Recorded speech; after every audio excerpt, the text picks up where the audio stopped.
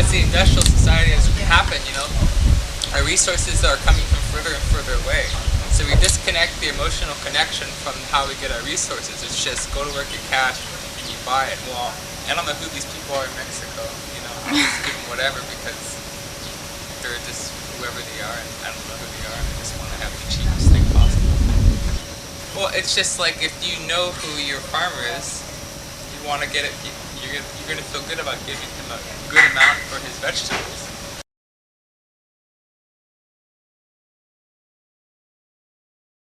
Way back in around 24 years old, I got a stuffy nose. This stuffy nose didn't go away. So I finally went to the doctor. He gave me a prescription for antihistamine pills. I asked him whether that was going to be the cure, and he said no. This will just, relieve your stuffy nose. But you'll have to take them for the rest of your life. So I finally got into raw food, and I actually started with raw vegan. Boy, did I notice a difference in my energy. I was so amazed that just by eating more of this particular food, I'd have a lot more energy.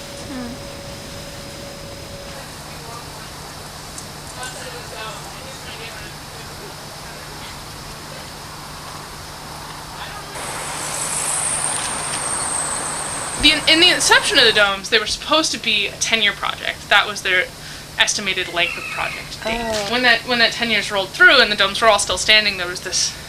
I don't exactly know when it came to the point of being sort of a standoff against the university, but at some point it did, and they are now 35 years old. They were built in 1972. Because we have a really wild oral history, because people just pass along these little bits and things, and sometimes people will find scraps of paper or boxes or whatever with old stuff in it, and so you wind up with this weird interesting understanding of the history of this place. Stories of fun things they did and weird infrastructure that used to exist, most of which has been shut down forcibly. Hi, chickies. They planted all these trees. Oh. Should be a pretty healthy population of worms somewhere under all this.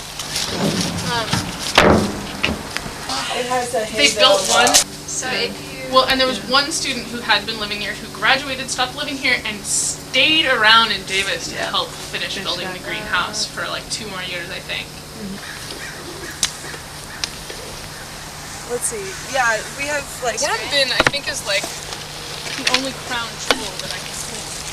But all of our decisions are made through consensus. So one of the most interesting things for me about consensus is learning about when you push your ideas and at what point do you stand down. Right. At what point do you say look, I trust these people, make a decision together. And I realize that if I'm in a severe minority and my reasons for believing a certain thing are not priorities for other people, then you just have to live with it. You have to figure out what you can live your life with.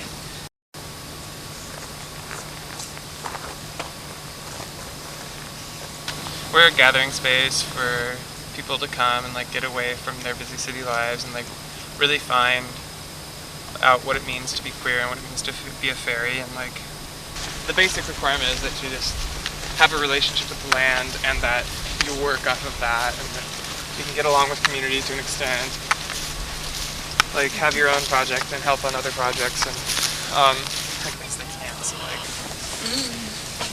fairly tasteless foods.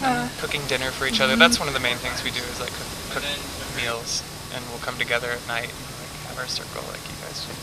It's that's one of the aspects is just finding a tribe and a family of people who are like you and who will accept you for who you are, and just celebrate in that. It's kind of funny the whole language thing. We have our own language where we'll say she when we're talking about someone's ego, but then he when we're talking about someone's real life problems or something. I don't know, it can switch between, and then you can be talking about the same person. It can be he and she in the same sentence. So there's a lot of gender fluidity. For some people, they show up and it was the first time they ever wore a dress, and they put on something crazy and run around and feel a lot better about themselves just because they can do that and have nobody judge them for it and be really free. I personally would really just couldn't imagine myself living any other way. I was totally depressed in the city, and it just doesn't make sense living that way to me anymore, and this makes some sort of semblance of sense, and that's what I want, is my life to make sense and be good. So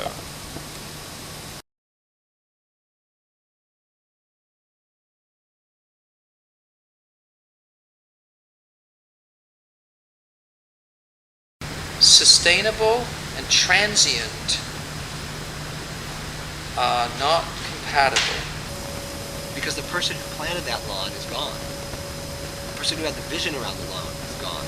And so you get waves of new people in, and nobody knows why, what, who, where, when, and that's why it becomes that way.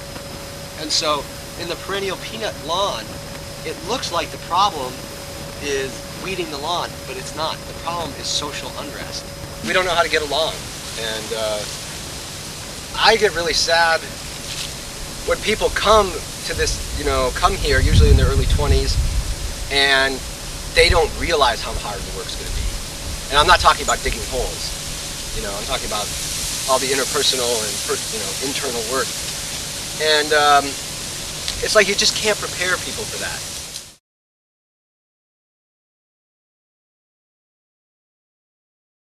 It has some of the qualities of an extended family where you've got people that, uncles or whatever, that you wouldn't even want to spend any time with, but still that's family. Maybe I would not have chosen these people, and maybe I'd like to tell them all what I think they should be doing differently, more like this, but I think it's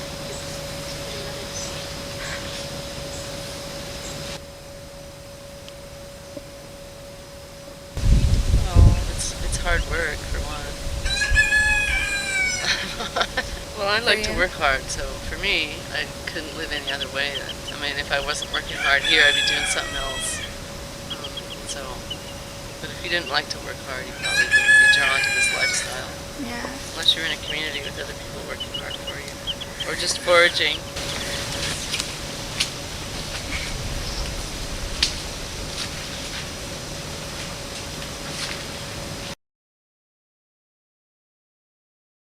We live our culture, but within that culture we have to kind of take care of the environment by whatever, recycling or getting fuel-efficient cars or something.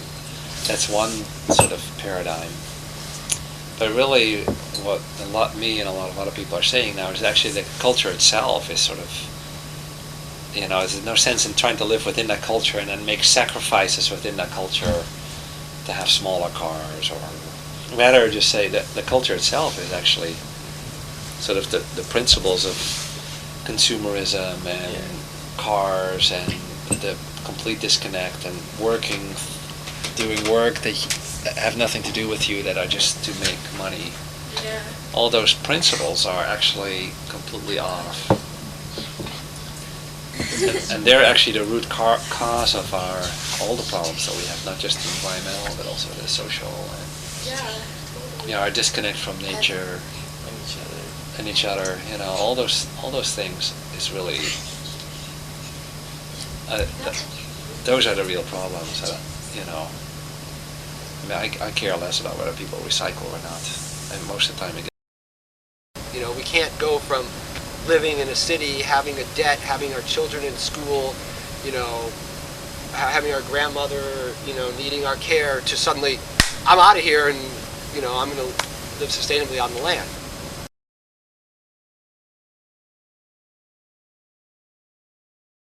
Look for a village.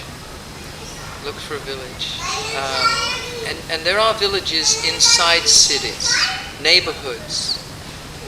Shop locally, buy locally, vote with your money. That is the most powerful tool that you have. Here we are, a handful of freaks going really far. That's not as important as everybody. Just drive less.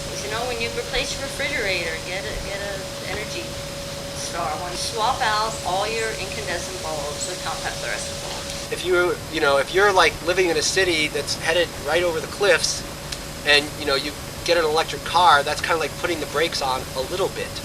It's a step. So a lot of people just do a couple steps and they don't have clarity on where they're actually headed.